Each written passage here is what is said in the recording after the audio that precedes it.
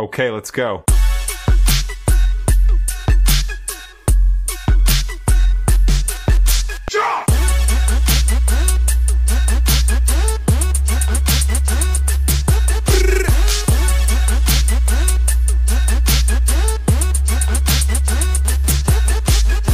Welcome back, everyone, to the 1991 Review Channel, the channel dedicated to reviewing and analyzing the characters and plot lines of Chinese animated series, Donghua. If this is your first time visiting the channel, please give us a like and a subscription. In the series analyzing the characters of Herdsmen of the Gods, today we will explore an incredibly special character, one who has redefined the very concept of power in a world where fists and magic are the ultimate truths. That person is the Saintess of the Heavenly Devil cult, Yunxiang. Don't you dare skip this, because this is a character that if you miss, you will surely regret it. On the surface, she is an innocent and gentle young maiden, like a lotus flower untouched by the mortal dust.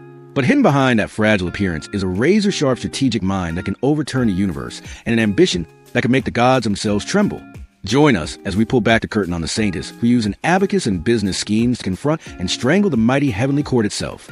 The innocent Saintess and her dream of assassinating the cult master. Yunxiang hails from the Sea Clan, a powerful financial family that hold the economic lifeblood of the Heavenly Devil cult. From the moment she was born, she was destined to become the Saintess, a position of power second only to the cult master. When she first met Qin Mu at the Supreme Imperial College, even a seasoned trickster like Rascal Mu was deceived by her innocent and harmless appearance, even suspecting she was Granny C, an old demon in a young girl's disguise, playing tricks. In terms of cultivation aptitude, Yunxiang is among the outstanding. She is no mere decorative vase, but true genius, powerful enough to defeat the Buddhist son of the Buddhist sect in a direct confrontation to defend the honor of the Supreme Imperial College. The young ancestral master, a man with a keen eye for talent, once had to admit that if he had met her before Qin Mu, the title of young cult master might have belonged to her. But fate played its hand. He met Qin Mu first. This planted a seed of burning ambition in Yunxiang's heart. Her role model was none other than her own aunt, Granny C, the legendary Saintess who, in years past, committed a world-shaking act, personally assassinating the reigning cult master. In her eyes, that was not an act of rebellion, but the pinnacle of power and cunning. She nurtured a similar dream, that one day, with her own hands, she would take Qin Mu's life and ascend the supreme throne of the Heavenly Devil cult.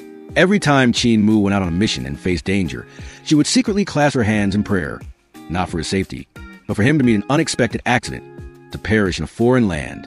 Then, she would be hailed by the heroes as the new cult master.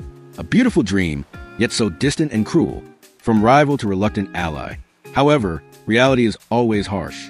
Through their adventures together, especially during pursuit by Long Jianan, the young master of the Dragon Tamer sect, Yunxiang gradually came to a painful realization. The gap between herself and Qin Mu was not just a single step, but an entire abyss. Driven into a corner on a deserted island, when all three of them were exhausted and desperate, it was Qin Mu who shone. He didn't use heaven-defying divine abilities, but instead used his intellect and the forging skills learned from the deaf to turn the tables. Amidst the sound of the ocean waves by the campfire, the image of a focused Qin Mu, sweat beating on his brow as he forged, was deeply etched into Yunxiang's mind. It was not just power, but also skill and versatility. He crafted a mighty 9 dragons mace for Ling Yuxiu and a unique spirit weapon for Yunxiang, a single thread as fine as a strand of hair. Under her exquisite control, that fragile thread transformed into a dance of death, perfectly blending with her sword arts, its transformations unpredictable, its assault relentless like a storm. Paired with the thunderous power of Ling Yuxiu's 9 dragons mace, the two women created a symphony of destruction, joining forces to defeat Long Jianan, an expert in an entire realm above them. This battle forced Yunxiang to reevaluate Qin Mu. A grudging admiration began to bloom. Although she remained cold on the surface, deep down, she had begun to silently accept this expert in destruction as her cult master. Their relationship gradually shifted from rivals to a complex alliance, even peppered with public displays of jealousy towards Ling Yuxiu, with a now iconic catchphrase, "I've disliked the sight of you for a long time." The true battlefield, where the abacus replaces the sword. Realizing she could not surpass Qin Mu on the path of martial cultivation, Yunxiang was not discouraged. Instead, her genius mind shifted to a different battlefield, a place where even Qin Mu had to concede defeat. She decided that if she could not be the strongest, she would become the one who controlled the lifeblood of the strongest. Her battlefield was not the arena of life and death, but the ruthless world of commerce. Her economic talent was not just a gift, it was a divine ability. She was so adept at business and scheming that even Qin Mu had been left tasting bitterness more than once. A classic example was when she used sweet words to empty the cult master's pockets to custom forge a sword ore for him containing 8,000 swords. As a result, Qin Mu was nearly crushed flat by the pile of swords, becoming a living testament to the truth. The Saintess's profits always came with mortal danger for others. And not just Qin Mu, even the Emperor of the Eternal Peace Empire, a mighty sovereign, was once her victim. She skillfully devised a plan, exaggerating foreign threats to trick the Emperor into emptying the national treasury to forge divine artifacts. The result was that the entire imperial palace had to survive on watery porridge, and the Emperor himself almost had to pawn his imperial robes to afford a meal at a restaurant. Architect of an empire, defeating the heavenly court with economics. Yunxiang's talent truly exploded and shone its brightest when the Eternal Peace Empire was in dire straits. Sanctioned by the heavenly court, the ruling power of the universe, and forbidden from circulating its own currency, the Eternal Peace economy faced total collapse. But in Yunxiang's eyes, crisis was the greatest opportunity. She initiated an economic war on a universal scale. With her supreme business acumen, she transformed the sanctioned nation of Eternal Peace into the indispensable factory of the universe, steering its economy through the storm. The pinnacle of this strategy was the construction of the Translation Bridge, a monopolized structure that allowed for instantaneous teleportation to distant places, a technology only Eternal Peace possessed. Anyone, including the gods of the heavenly court, who wanted to use it had to pay an exorbitant fee. Under her direction, and with the support of Chief Accountant Hu Linger, Eternal Peace gradually took over and monopolized the market. The flow of capital that once poured into the heavenly court was now silently diverted into the pockets of Eternal Peace. By the time the celestial officials of the heavenly court noticed, it was too late. Their treasury was empty and all critical resources were controlled by Eternal Peace. The heavenly court, once the ruler, now had to go through Eternal Peace as a middleman just to procure materials.